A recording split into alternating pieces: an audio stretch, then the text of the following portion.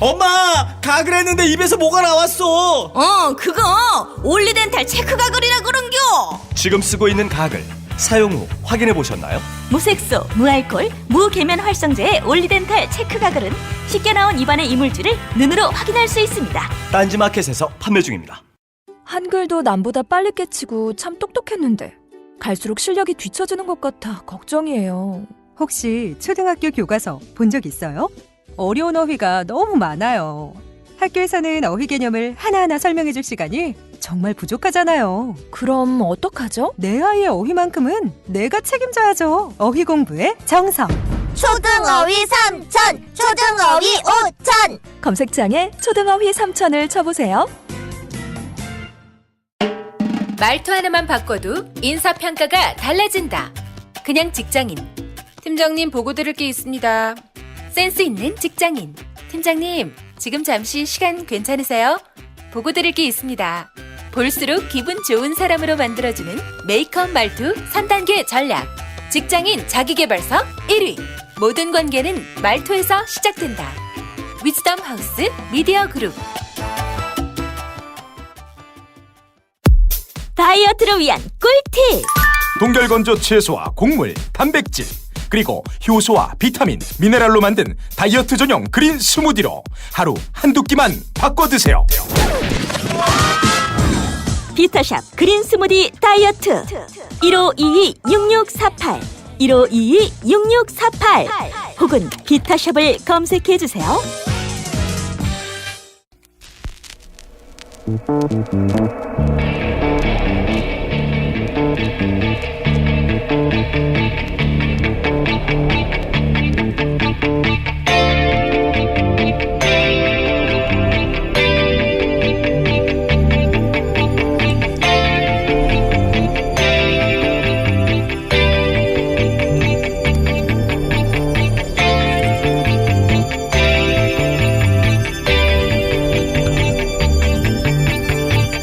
안녕하세요, 김호준입니다. 지난 2005년 워싱턴 포스트는 포드 정부 시절 국가안전보장회의 문서를 폭로했는데, 문서에 따르면 부시 정부에서 대이란 강경책을 주도하던 딕 체니 부통령, 럼즈펠트 국방장관이 포드 정부에서는 정반대로 이란 핵산업에 대한 지원과 투자를 주장하고 있습니다. 미국이 원자로와 우라늄을 수출해 돈을 벌자는 거죠. 이후 사이가 틀어진 미국은 이란의 핵개발을 놓고 오랜 기간 갈등하다 2015년 오바마 정부에서 핵 합의를 성사시킵니다. 하지만 새로 들어선 트럼프 대통령은 이란 핵 합의가 잘못됐다며 이를 파기하겠다고 말해왔죠. 지난주 트럼프 정부는 이란 핵 합의를 확인하자며 이란 군사기지에 대한 사찰을 요구했고, 이란은 합의를 준수하고 있다며 반박을 했습니다. 실제 UN 국제원자력기구 IAEA는 보고서를 통해서 이란의 저농축 우라늄 양과 농축률, 중수 보유량이 합의 기준을 넘지 않아 이란이 핵 합의를 잘 준수하고 있다고 발표를 했습니다. 하지만 트럼프는 아랑곳하지 않습니다. 어제 북한은 수소폭탄 실험을 했죠. 북한은 국제사회 룰을 따르지 않습니다. 우리에게 정말 위험하고 골치 아픈 존재인데, 그런데 이 북한 문제를 함께 해결할 미국 역시 자국 이익에 따라 합의를 깨운 역사 깁니다. 여전히 우리 보수는 미국만 쳐다보자고 하는데 미국만 쳐다봐서 이 문제 해결이 안 됩니다. 이 문제는 결국 우리 주도로 해결해야 한다. 김원준 생각이었습니다.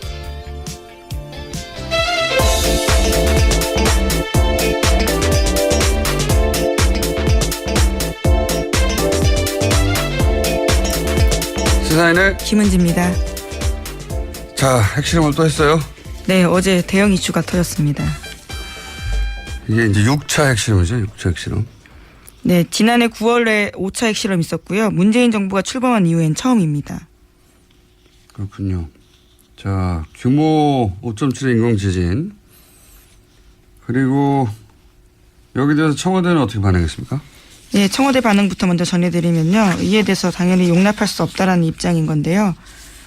네, 문재인 대통령은 국가안전보장회의 긴급 소집했습니다. 문 대통령은 북한에 참으로 실망스럽고 분노하지 않을 수 없다라고 밝혔는데요. 또 국제사회로부터 고립을 더욱 가중시키는 실로 어처구니 없는 전략적 실수를 자행했다라고 비판했습니다. 정우영 청와대 국가안보실장은 북한을 완전히 고립시키기 위한 유엔 안보리 제재 결의 추진 등 모든 외교적 방법을 강구해 나가겠다라고 밝혔습니다. 트럼프 대통령이 또 무슨 성명을 발표한 게 아니라 트윗을 했어요. 또 여기서. 네. 트윗을 남겼습니다. 어제 저녁이었는데요. 이렇게 남겼습니다.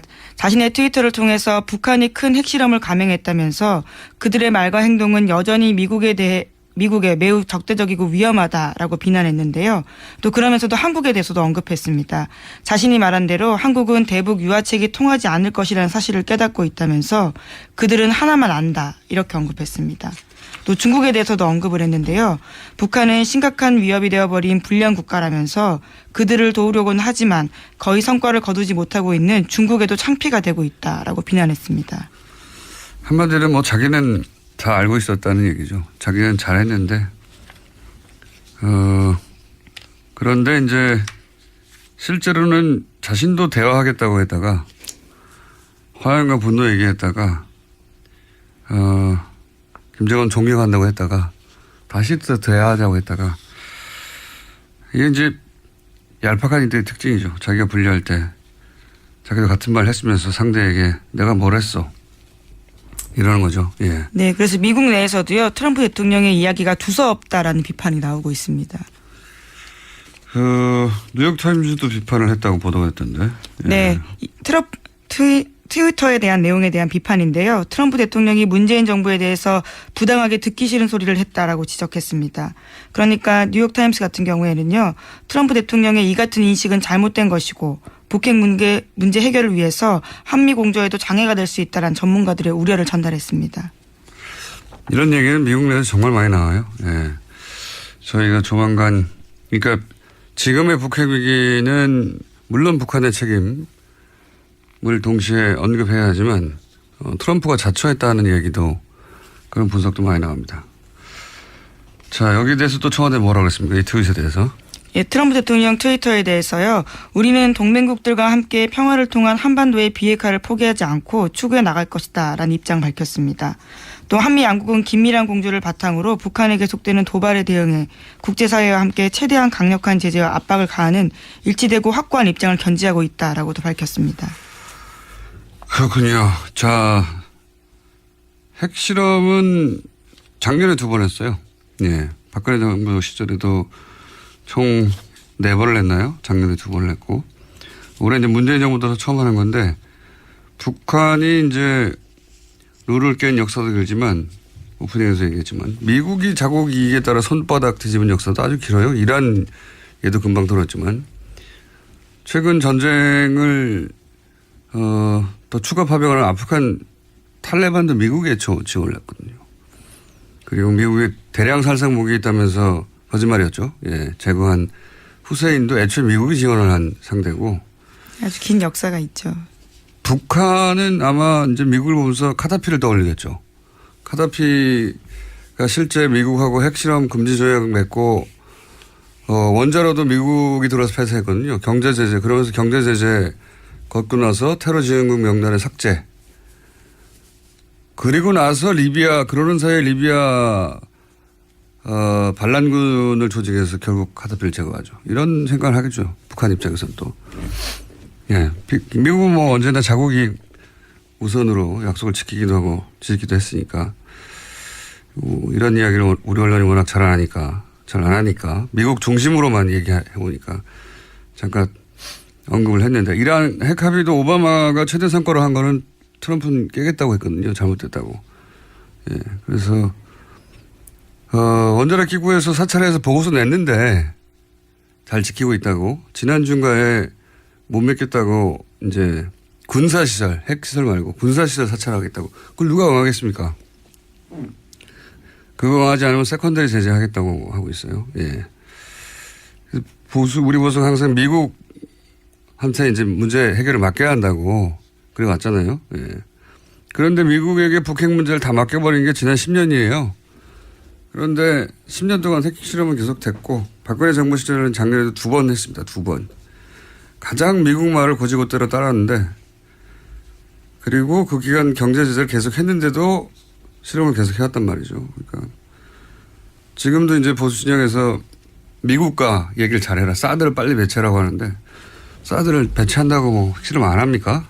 결국은 미국이 협상 테이블에 나와야 된다. 제 생각이지만 우리 정부 역량은 거기 집중돼야 된다. 예. 이 문제는 저희가 3부에서 정세현 전 장관 연결해서 다시 한번 짚어보기로 하겠습니다. 자, 다음 수는요. 네, 북한의 핵실험이 있기 직전에 미국 트럼프 대통령은 이번 주 한미 FTA 탈퇴 여부 결정할 수 있다라는 이야기도 했었습니다. 참모들에게 한미 FTA 탈퇴 준비를 지시했다라는 워싱턴 포스트 보도를 확인하는 기자들에 대한 답변에서였는데요. 워싱턴 포스트는 트럼프 대통령이 FTA 잔류하면서 일부 조항을 수정하는 재협상을 결정할 수도 있지만 이번 주 공식 탈퇴 절차에 착수할 수 있다고도 보도한 바 있습니다. 트럼프 대통령의 협상 전략은 블러핑인 것 같아요. 이게 기업을 할 때는 잘 통했나 봐요. 근데 국가 간에는 이게 잘 안 통하거든요. 왜냐하면 기업은 어쨌든 이해타산을 따져서 이익이 우선이면 하잖아요. 근데 국가 간에는 이익만 따지지 않거든요. 자존심도 세워야 되고. 이 트럼프 방식이 다른 국가한테 통하지 않는 중요한 이유 중에 하나입니다. 항상 이렇게 블러핑을 하는데. 자, 업체 얘기는 근데 워낙 긴 협상이 될 테니까 일단 이렇게 블러핑을 했다. 자, 다음 수는요. 네, 국가정보원 관련된 뉴스입니다. 지난 1일 검찰에 추가 수사 의뢰한 사이버 외곽팀 관련해서요. 민간인 팀장급 18명에 관련된 좀 더 자세한 내용들이 나왔습니다.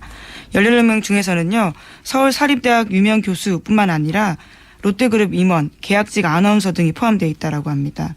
국정원은 보안을 위해서 대포폰만을 사용해서 팀장들과 접촉했고요. 수사 시 대처 요령 등에 대해서도 정기적으로 교육했다라고 합니다. 여기 이제 사립대학 유명 교수나 롯데그룹 임원은 뭡니까? 네, 아직까지 특정되진 않았는데요. 한겨레 신문 보도에 따르면 롯데그룹 임원도 수사 의뢰된 팀장급 18명에 들어가 있다고 합니다. 유명 교수도 그렇고요. 계약직 아나운서, 방송국 뭐 기자 얘기도 잠깐 나왔었는데 지상파. 네. 이거 이제 수사가 진행되겠죠. 예. MBC에서 라디오 진행자로 활동했던 롯데 그리고 롯데 임원 국정원이 손을 뻗치지 않은 곳이 없었어요 보면. 예, 민간인 팀장 규모가 생각보다 넓어서요. 더더욱 더 넓어질 가능성도 있을 것 같습니다. 사회 각 분야에서 굉장히 정상적이고 도저히 국정원 임무를 수행한다고 상상하기 어려운 사람들. 근데 이제 제가 계속 하는 질문은 이렇게 구축한 시스템 을 이명박 정권에서만 가동하고 박근혜 정권에서는 일시에 모든 일을 다 관뒀느냐. 예. 왜냐하면 이런 민간인 댓글 팀원들이 드러나지 않았단 말이죠. 박근혜 정부 시절에도. 들키지 않았는데 스스로 관뒀단 말인가. 예. 이 질문은 계속 전 유효하다고 봅니다. 네, 관련해서 JTBC가 보도한 바가 있습니다. 주말 동안인데요. 최근 국정원 적폐청산 TF가 박근혜 정부 시절 국정원도 친정부 성향의 사이버 댓글 활동 벌인 정황 파악했다라는 겁니다. 그래서 TF에서는요. 박근혜 정부의 국정원 고위 관계자들에 대해서도 국정원법 위반 혐의 적용 가능할 것으로 보고 있다고 합니다. 저는 뭐 박근혜 정부에서도 들키지 않았는데 스스로 관뒀다고 보기는 어렵고 계속 지속됐을 가능성이 대단히 높다. 근데 그중 실마리들이 나오는 것 같은데. 두 번째 질문은 저는 지금은 안 하는가 합니다. 지금은. 이제 정부 청와대 권력은 바뀌었지만 그 국정원도 국정원장은 바뀌었지만 그 조직은 그대로란 말이죠. 지금 뭐 개편하고 있지만 저는 지금도 댓글 활동의 흔적이라고 보이는 그 활동을 본 적이 있어요. 규모는 축소됐지만. 이제 이게 그 다음 단계는 지금은 그러면 안 하고 있는가 혹은 최근까지는 안 했는가. 예, 여기까지 수사가 되겠죠. 자, 다음 수는요. 네, 오늘 자정을 시작으로 KBS와 MBC가 총파업에 들어갔습니다. 두 회사 노조 모두 경영진 사퇴와 공영방송 정상화를 요구하고 있습니다. MBC 노조는 오늘 오후 2시에, KBS 노조는 오늘 오후 3시에 파업 출정식 엽니다. 또 고용노동부의 세 차례 소환 요청에 모두 불응해서 체포영장이 발부된 바 있는 김장겸 MBC 사장의 행방은 나흘째 확인되고 있지 않습니다. 저희가 이제 4부에서 KBS 지난번에 사이버 사령부 부단장격이었던 분이 자신이 어떻게 국방장관 합참의장 청와대에 매일 댓글 공장을 보고했나 하는 내용이 폭로됐는데도 KBS는 방송을 안 했죠. 예. 그 인터뷰를 직접 했던 KBS 기자 오늘 저희가 4부에서 만나는데 그때 포함 얘기는 좀 더 하기로 하고 홍준표 대표가 이제 이 그러니까 소환에 응하지 않은 김장겸 MBC 사장 체포영장이 발부된 것 두고 이제 최초의 일이라고 얘기를 했었죠. 네, 없었다라는 주장을 해서요. 네. 반박당한 바가 있습니다. 최초라고 했는데 실제로는 한 해 뭐 1000건 이상씩. 네, 1459건에 있었다고 지난해만 해도요. 그런데 홍 대표가 원내대표 시절에 그때 정현주 KBS 사장. 네, 이명박 정부 시절이었죠. 네, 그때 사장 해임이 결국은 대법원에서 무효 판결이 났어요. 예, 그리고 그때 당시 문제가 됐던 PD수첩 압수수색도 결국은 무죄가 났죠. 그러니까 그렇게 법적인 근거 전혀 없는 케이스였는데 이때 정현주 사장이 소환에 뭐 2번인가 응하지 않자 뭐라고 그랬냐. 지금 내각과 청와대가 지금 다시 세팅이 돼서 국정을 운영하고 있습니다만 지나고 난 뒤에 지금까지 가만히 국정 돌아가는 것을 보니까 왜 정권을 교체했는지 답답하기 이를 데 없습니다. 촛불 정국에서 강요들은 비겁하게 뒤로 숨어버리고 자기들이 앞장서서 앞에 나가서 온몸으로 국민을 설득하고 국정을 이끌어 나가야 됩니다. 그리고 앞장서서 문제를 해결하겠다는 그런 의지도 없어요. 저는 왜 정권이 바뀌었는지 이해가 안 됩니다.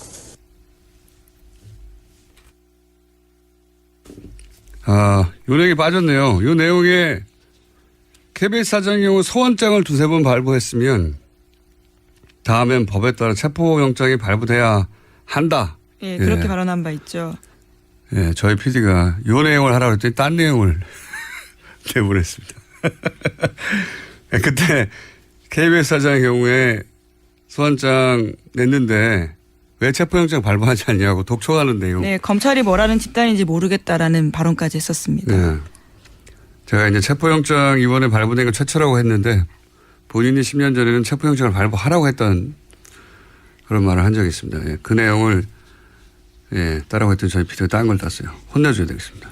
자, 어쨌든 그러면서 이제 국회 보이콧을 선언했습니다. 예. 지난 2일 오후에 긴급 의총 열었습니다. 그리고 MBC가 정상화될 때까지 정기국회 일정 보이콧 선언하겠다고 했습니다.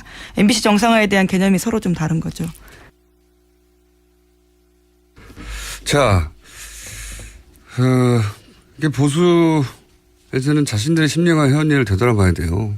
애초에 자기들이 뿌린 씨앗이거든요. 그때 방송국의 구성원들이 다 반대하는데 밀어붙여서 사장과 임원들 갈아치운 거잖아요.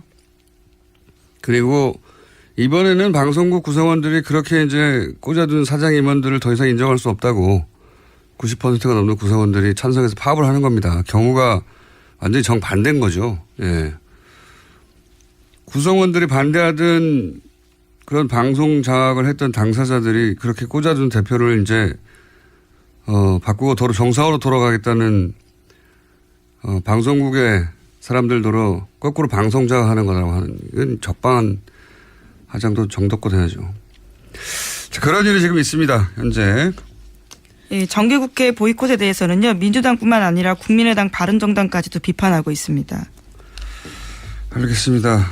자, 그리고 벌써 시간이 다 됐네요. 제목 정도 체크하고 넘어갈 수 있을 것 같습니다. 네, 청와대 이 부속실에서 전자문서 나왔다라는 사실을 말씀드린 바가 있는데요. 이에 대해서 검찰이 조사 착수했다라고 합니다. 전자문서. 9천 건 넘게 9천 건 넘게 나왔던 예. 종이가 아니라 전자문서 공립 폴더에 있던 그게 이제 검찰이 조사에 착수했다. 이 중에 이제 국정농단 재판에 활용될 것도 있겠네요. 예. 네, 블랙리스트 관련된 것들이 있다라고 청와대가 이미 밝힌 바가 있어서요. 알겠습니다. 잠깐 시간 조금 남았는데 지난주 뉴스 중에 저희가 짚지 못한 거 하나 얘기하고 가자면 지난주 월요일에 중국 인도 병력을 철수했어요. 네. 왜 인도하고 중국이 국제뉴스로도 몇 번 다뤘는데 네, 분쟁 관련해서 말씀드린 적이 분쟁 대처하고 있죠. 있다. 뭐 전쟁 난다. 우리나라 언론에서 계속 보도했는데 그게 결국 긴장 해소되니까 제대로 이제 크게 보도가 안 돼서 브리핑에서 다루지 못했는데 전쟁이라고 계속 보도했잖아요. 예. 저는 이거 전쟁 안 난다고 얘기했고 핵 보유 이후 양쪽 다 예. 군사대국 세계 3, 4위가 전쟁하면 지구 멸망합니다. 전쟁 안 난다고 했었는데 이게 왜 이런 일이 벌어졌고 예. 왜 풀었느냐 그 얘기가 없어서 잠깐 하고 넘어가면 중국은 이 지역에서 분쟁을 일부러 일으킨다고 하는 분석이 있어요. 무슨 얘기냐면 중국이 자신이 원할 때마다 이 지역에서 일부러 분쟁, 긴장을 유발시켜가지고 티벳에 대한 자신들의 지배권을 인도에게 확인시키는 거다. 이게 중국 이전에 인도가 티벳에 대해서는 영향력을 가지고 있었거든요. 오랜 세월. 그게 1940 몇 년입니까? 9년인가에 넘어갔는데 중국에. 올해 봄에 그 인도와 한 관료가 고위 관료가 티벳은 중국 일부가 아니라고 발언한 적이 있어요. 예. 그거 벼르고 있다가 인도 수상이 트럼프 정상회담 하기 직전에 이 북경 문쟁을 또 일으킨 거죠. 그랬죠. 예. 그리고 그게 이제 전쟁이 안 날 것이 뻔한 것이 양국 다 군사 대국이기도 하지만 이제 브릭스 회의가 있단 말이죠. 인도하고 중국이 만나야 되는 어젠가 있었죠. 예. 네, 어제 시작했습니다. 브릭스 정상회담에 인도 수상이 와야 돼요. 그래서 그 직전에 전주에 해결 지은 거고 외교라는 게 뭐 이런 거죠. 예. 보수는 맨날 북한 얘기 나오면 때려보시라고 그러는데 그렇다고 10년간 자기들이 집권했을 때 때려부셨습니까? 아무것도 없었지. 확성기만 들었지.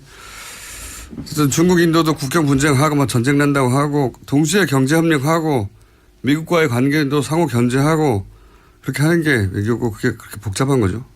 북핵 문제도 마찬가지입니다. 힘으로 막 누른다고 그냥 해결되나요? 지난주에 있었던 어떤 주변국 주요 뉴스인데 그냥 넘어가서 지난주에 노치 뉴스로 잠깐 브리핑을 했습니다. 자, 여기까지 하겠습니다. 시사인의 김은지였습니다. 감사합니다. 모닝똥? 제겐 사치였죠. 내가 토끼인지 토끼똥이 나인지 내가 변을 본 것인지 변을 당한 것인지 나는 바나나이고 싶다. 간혹 구렁이이고도 싶다. 미궁 대장사랑! 빅똥의 추억 미궁 대장사랑이 찾아드립니다. 혈중 콜레스테롤 개선과 배변 활동에 도움을 주는 건강기능식품입니다. 검색창에 미궁 대장사랑. 미궁 장사랑 이름 바꿨어요. 프로바이오틱스 12종 추가. 미궁 대장사랑. 골반 잡자 바로 잡자 바디로직. 허리 통증 바로 잡자 바디로직. 몸매 교정 바로 잡자 바디로직. 자세가 좋아지는 골반 교정 타이즈 바디로직. 검색창에 골반 교정 바디로직. 삐딱한 남성 골반 허리에도 역시 바디로직입니다. 바디로직의 효과를 못 느끼셨다면 100% 환불해드립니다. 자세한 환불 조건은 홈페이지를 참조하세요. 아, 또 떨어졌어. 너 또 입사 시험 봤어? 아니, 차량용 핸드폰 거치대 말이야. 여러 개 사봤는데 실패의 연속이야. 떨어지고 시야 가리고 운전석에서도 뭐 알고 뭐 좋은 거 없을까? 싼 것만 찾으니까 그렇지. 제대로 된 거 하나 사서 편리하게 쓰는 게 더 낫지. 그런 게 있어? 그럼 있지. 1, 2, 3 할 때 2. 힘 세다 할 때 힘. 2 힘. 투 힘? 2배로 힘이 세다는 건가? 네이버 검색창에 2 힘을 검색해 보세요.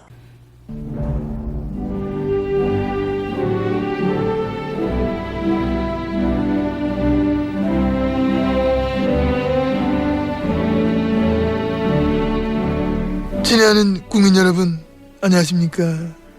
여러분의 귀염둥이 MB 인사 올렸습니다. 제가 또 나왔습니다. 별로 나오고 싶지 않은 데인데 뭐 아침에 뭐 또 원하는데 할 일도 많고 뭐 남들 많이 바쁘고 뭐 갈 데 많은데 그간데도 불구하고 내 또 일에 나온 이유는 주진우 일마 때문입니다. 이마 또 뭔 소리 안지 내가 감시를 좀 해야 돼가지고 골치 아파 죽겠네 진짜. 아이고 진우야 니 또 나왔네 까꿍. 그래 아유 그런데 저 진우야 내 사실 옛날부터 니한테 꼭 한 가지 해주고 싶은 말이 있어. 여태까지 내가 그 아까 뭐 많이 고민했는데 오늘은 진짜 한 번 더 해야 되겠다 싶다. 이리 가까이 와봐. 진우야 고마해라. 니 내 마음 믿다 이가. 그거하고도 아무 소용없어. 결정적으로 니가 아무리 이렇게 해봐야 내 끄떡도 안 해. 니 알잖아 내 불사신인 거. 나 안 죽어. 나 MB야 MB. 니 같은 거 잡혀가 내가 그거 할 것 같은데 이 자리에 있지도 않지. 제발 좀 정신 차리라 진우야. 니 피곤하지도 않나? 진우야.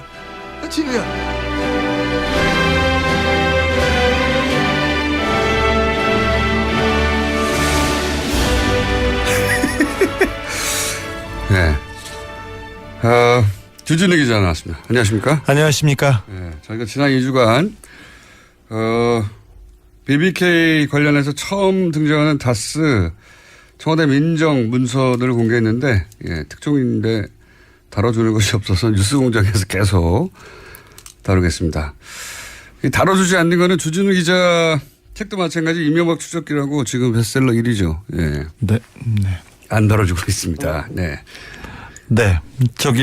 7일 날 이명박의 비자금을 추적하는 다큐멘터리 영화 저수지 게임이 개봉되는데 이 또한 안 다뤄줄 것이라고 생각됩니다. 확실합니다. 네, 그 영화 얘기는 제가 직접 할 수가 없기 때문에. 왜요? 제가 제작자라서 이해충돌 때문에 말을 할 수가 없습니다. 아니 저는 이해가 없어요. 저는 김어준하고 이해관계가 전혀 없습니다. 자, 어쨌든 그 얘기 넘어가고 이번에 여기서 3차입니다. 3차. 이명박 전 대통령 취재 특집 3차인데 못 들으신 분들 위해서 지난 2주간 간단 요약을 하면 첫 번째 회사 다스가 있습니다. 이명박 전 대통령의 형 그리고 처남 공동명의로 된 자동차 시트를 생산하는 회사예요. 근데 왜 중요하냐면 이명박 후보 시절부터 실소유주 논란이 있었기 때문이고. 네, 다스입니다. 다스. 예. 이 회사가 190억을 BBK 투자했기 때문에 중요합니다. 예. 그러니까 이 다스가 결국 BBK 주인이 되는 격인데. 그렇습니다. BBK는 마지막에 옵셔널 벤처스라는 회사가 됩니다. 이 옵셔널 벤처스에서 뭐 BBK죠.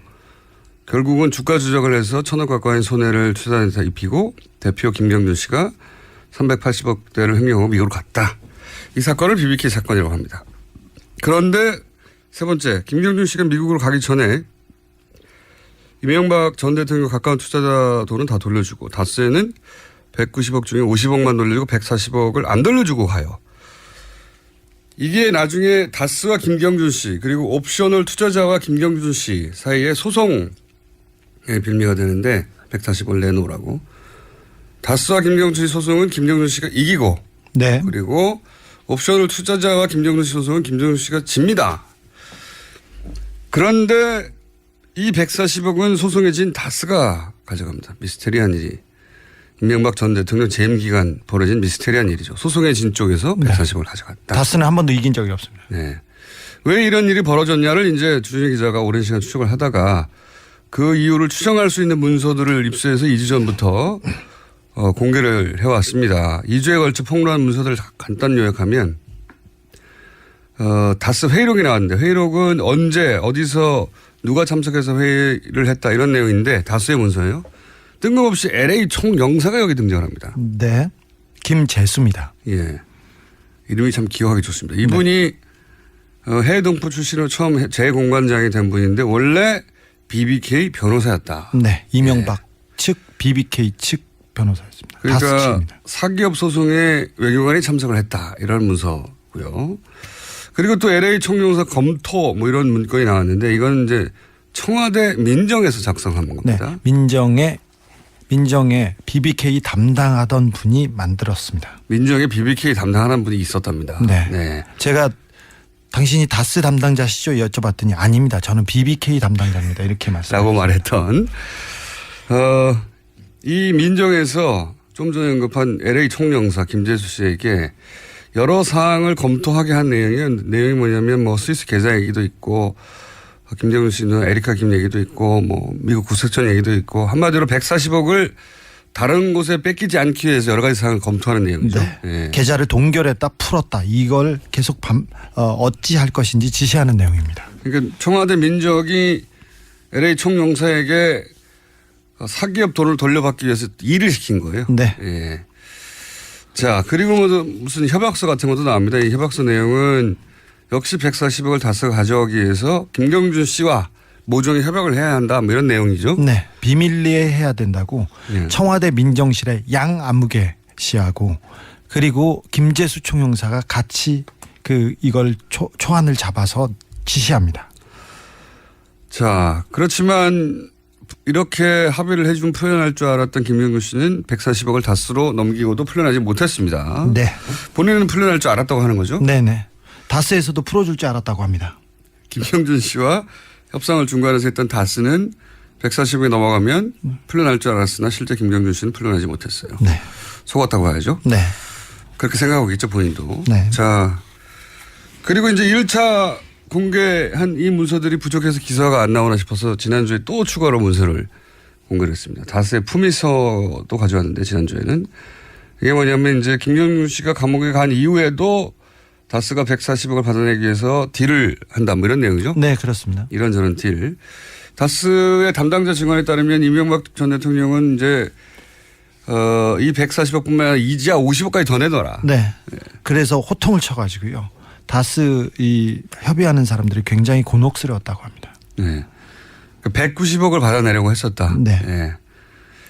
한때 동업자죠. 네. 한때 동업자인데 한 사람은 대통령이 되고 한 사람은 감옥에 갔습니다. 감옥에 갔는데 감옥에 간 동업자에게 50억 이자를 더 내놓으라고 했다고 합니다.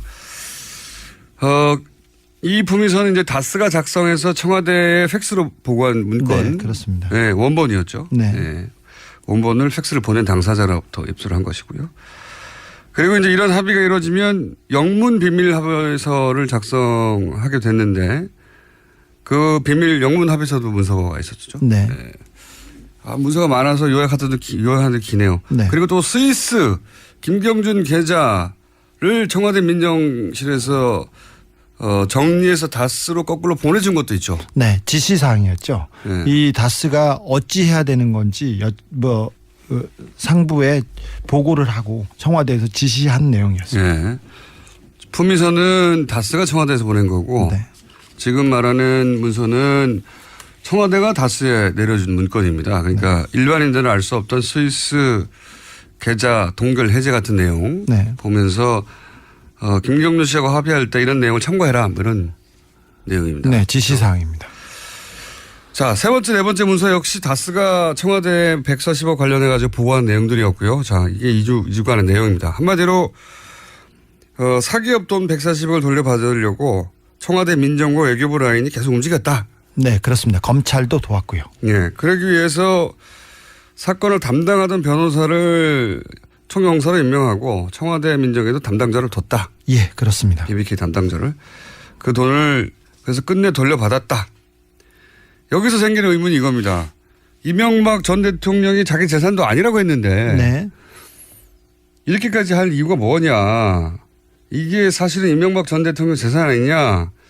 이렇게 추정할 정황이 처음으로 문서로 등장을 한 겁니다. 예, 그렇죠? 네, 그렇습니다. 이게 지난주까지의 이야기고. 근데 지난주 말이지만 제가 뭐라고 그랬냐면 이제 이번 주 내용입니다. 다스가 이명박 전 대통령 형 이상은 씨하고 처남 고인이 됐죠. 김재동 씨 재산이라고 했는데 그래서 이명박 전 대통령 친인척 사랑이 너무 깊어가지고 물론 친인척 사랑이 깊다고 해서 이렇게 청와대 민정과 외교관을 움직이면 안 됩니다. 네. 하지만 어쨌든 본인 재산이 아니라 친인척 재산이어서 도와주려고 그랬던 거 아니냐. 그럴 수도 있지 않겠느냐. 그럴 수도 있지 않겠느냐라고 했고 그래서 이번 주에 요구하기를 다스의 소유 문제하고 관련된 문서. 네. 이걸 한번 이번에는 공개하겠다. 예. 오늘도 핑크빛 보따리를 잔뜩 들고 왔는데. 문서는 많습니다. 예. 문서는 많다고 이명박 들었어요. 대통령이 친인척 사랑이 커서 직접 화를 내고 직접 보고를 받았다 이렇게 얘기할 수도 있지 않습니까? 그렇죠. 친인척 사랑이 너무 깊고 네. 하회와 같고 네. 그래서 악망하고요. 뭐 본인의 권력을 조금 일부 떼서 그럴 수도 있지 않느냐 생각할 수 있기 때문에 제가 지난주에 요청했던 건 다스의 소유와 관련 소유주와 관련해서 입사 문서가 없냐 제가 물어봤어요. 네. 자, 물론 있습니다. 제가 이제 문서를 몇 개 봤는데 다스 지분 상속에 대한 검토 이 문건은 뭡니까 이게? 이 문건은 2010년이었습니다. 2010년 2월에 갑자기 김재정 씨 그러니까 이명박 대통령의 처남인데요. 네. 그때 다스 회장이었습니다. 네. 갑자기 죽었습니다. 돌아가셨죠. 예. 네, 돌아가시자마자 다스 지분을 상속을 어떻게 해야 되는지 상속세 추정에 그다음에 재산 상속 리스트 다스 주식을 어떻게 소각할 것인지 이 내용을 그 정리해서 급히 청와대로 보냅니다. 청와대에서 난리가 났습니다. 김재정 씨가 돌아가시자. 그래서 다스 재산을 어떻게 정리할 건지 보고해 그 정리해서 청와대로 보고한 문건입니다. 이 문건은 청와대로 즉시 팩스로 만들어져 가지고 보내졌습니다. 그 내용이 뭐냐면 저도 보고 있는데 지금 다스 지분 상속에 대한 검토 이래가지고 다스의 단기 순이익이 얼마고 순자산 가치가 얼마고 주당 가치가 얼마고 뭐 이런 걸 따지는 거예요. 그러니까 내용이 김재정 씨가 사망을 하자 관련 지분 세금 문제 때문에 이명박 전 대통령 쪽에서 난리가 났다. 네. 그런 얘기가 있어요? 아니 청와대에서 난리가 나서요. 네. 긴급 회의가 있었고 그래서 지시를 냈습니다. 어떻게 할 것인지 그래서 급히 회의를 해서 만들어서 청와대로 올린 문건입니다. 아 그렇군요. 다스에서 청와대로 보낸 문건인데 네. 이 내용은 회사 그러니까 김재정 씨 소유의 재산이 어떻게 되는지 네. 그리고 거기에 따라서 얼마를 세금으로 내야 되고 네. 어찌 해야 될지 이 부분도 그렇습니다. 유언이 어떻게 됐는지 그리고 상속 절차를 어떻게 해야 되는지 이런 내용이 있습니다. 그런데 특이한 것은 이 서류에 김재정 씨 부인이나 김재정 씨 아들 이름은 한 번도 등장하지 않습니다. 그러니까요. 상속을 따질 거면 일단 가족이 어떻게 상속할 것인지를 따져야 될 텐데 네. 그런 내용이 없어요. 이름이 없습니다. 전혀. 그런 내용이 전혀 없고 유언이 있을 때 유언이 없을 때 그리고 상속 절차 상속 세율 비상장 주식의 평가 그다음에 상속 재산을 기부할 경우 공익재단으로 만들 경우 이렇게 재산을 어떻게 처리할 것인지에 대해서 끊임없이 논의하는 자신은 재산이 아닌데 네. 재산이 아닌데 청와대에서 보고를 받습니다. 부인이나 자식이 의논해야 될 내용을 부인하고 자식이 얼마 갈지는 전혀 없고 네.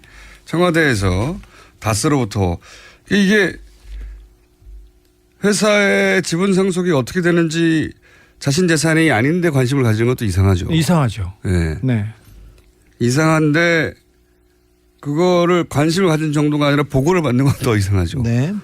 그리고 그 문서에 유족들이 어떻게 받아야 되는지에 대한 내용이 전혀 없다는 거예요. 네. 그리고 재단 얘기가 나오는데 재단은 그 청계재단 그러니까 이명박 대통령의 재단 얘기가 나오고. 그러니까요. 네. 이게 이제 절반이 김재정 씨 거거든요. 김재정 씨 소유가 49%에 이릅니다. 네. 다스에. 최대 주주였습니다. 최대 주주죠. 형이 나머지. 네. 이상은 형이요. 거의 나머지고 두 사람이 거의 지배하고 있었는데 네. 근데 이제 김재정 씨가 최대 주주인데 최대 주주의 재산 상속에 관한 내용을 청와대에서 다스로부터 보고를 받았다. 네. 다스가 김재정 씨 유가족이 보고한 게 아니에요. 청와대에 보고한 것이죠. 네. 김재정 씨는 자신의 세금을 못 내서 그 세금을 내기 위해서 은행에 융자를 받기도 했습니다. 그러니까 돈이 없는 사람이었죠. 이명박 대통령 돈이 많아도 대출을 받는 사람이 있으니까요. 어쨌든 세금을 못 내서 대출을 받은 전력이 있습니다. 네. 예. 자, 이 상속 관련해서 보고한 거 말고 또 거꾸로 청와대에서 이거는 이제 다스가 청와대에 재산 상속 관련해서 이러이러하다고 보고를 한 것이고 청와대에서 다 들어가는 건 없습니다. 청와대에서 내려준 문건이 여기 존재합니다. 고 김재정 회장 상속세 관련해서 김재정 회장에서 상속세 관련 이 서류 형식을 보면 이게 공무원이 만든 서류 지난번 문서가 비슷하네요. 네, 비슷하죠. 그리고 김재정 회장 이 다스에서 만들지 않았다는 게 제목에서 보입니다. 근데 그 내용을 보면 어떻게 하면 이 상속세를 줄일 것이며 어디 재단으로 어떻게 해라 이런 명확한 지시사항이 담겨 있습니다. 근데 결국 다스가 그 세금 처리를 이 지시사항대로 했습니다. 그렇군요. 여기 두툼한 문서인데 고 김재정 회장 상속세 관련해 가지고 청와대에서 만들어서 내렸다는 문건 내용을 보면 상속세 어떻게 내야 되는지 이 상황별로 시나리오를 또 정리를 했어요. 네, 뒤에 시나리오가 있습니다. 1번안, 2번안, 3번안 이렇게 했는데 그래서 어찌 할 것인지 했는데 국세청, 캠코 그리고 여러 주변 공무원들이 있지 않습니까? 관 기관들이 도와줬어요. 그래서 김재정 씨 측 그러니까 다스 측에서는 상속세를 결국은 상속세를 결국은 주식을 통해서 주식으로 냅니다. 근데 보통 돈으로 내고 그다음에 부동산을 받는데 주식으로 받는 세금을 받는 경우는 굉장히 드문 경우예요. 왜냐하면 그 회사가 망하는 회사면 안 받을 것이고 잘 나가는 회사면 그게 더 같이 커질 수 있는데 그걸 왜 냅니까? 그래서 안 이루어지는 건데 그죠? 네. 근데 이번 김재정 씨 상속세 관련해서는 주식으로 냈어요. 네. 이게 왜 주식으로 나간 겁니까? 이 부분에 대해서는 그 돈이나 부동산으로 내면 그 재산 출처가 이렇게 파악되기 때문에 결국 회의 끝에 주식으로 그냥 대납하는 걸로 결론을 내렸다고 합니다. 그러니까 김재정 씨 재산이 차명이라는 의혹이 다시 제기될까 봐? 네. 이거는 청와대에서 그 결론을 내려서 다스에 지시한 내용입니다. 그러니까 이제 상속세를 내긴 내야 되는데 김재정 씨가 소유하고 있던 부동산이나 혹은 현금 납부가 되면 출처를 따지게 되고 그러면 출처가 파악이 되게 되고 그 과정에서 파악될 수도 있고 그래서 김재정 씨 재산이 차명일 수 있지 않느냐는 의혹이 제기될까 봐 아예 주식으로 납부한다. 예, 그렇습니다. 네.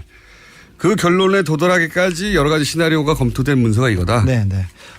이 다른 문건이 내려진 문건이 있는데요. 각 대안별 상황표가 있습니다. 네. 군사 작전하듯이 했어요, 보니까. 네, 국방부에서 만든 것처럼 보이는데요. 이럴 경우 여기 연장이 안 될 경우 세금을 어떻게 하고 그 국세청에서 안 받을 경우 어떻게 하고 이런 내용이 담겨 있습니다.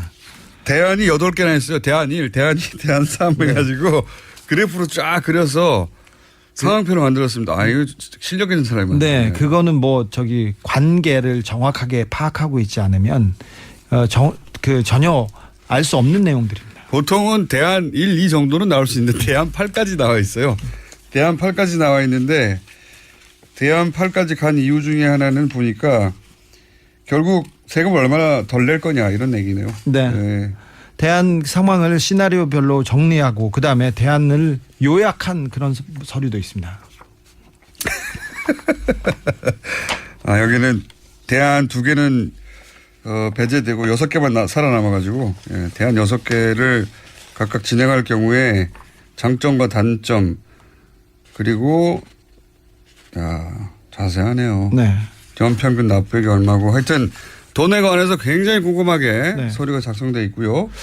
눈길을 끄는 게 이게 있어요. 문서 중에 상속 재산 파악 및 세액 계산의 한계라고 하는 별도로 강조된 박스 문구가 있는데 뭐냐면 상속 재산은 상속인만 안다. 네. 그러면서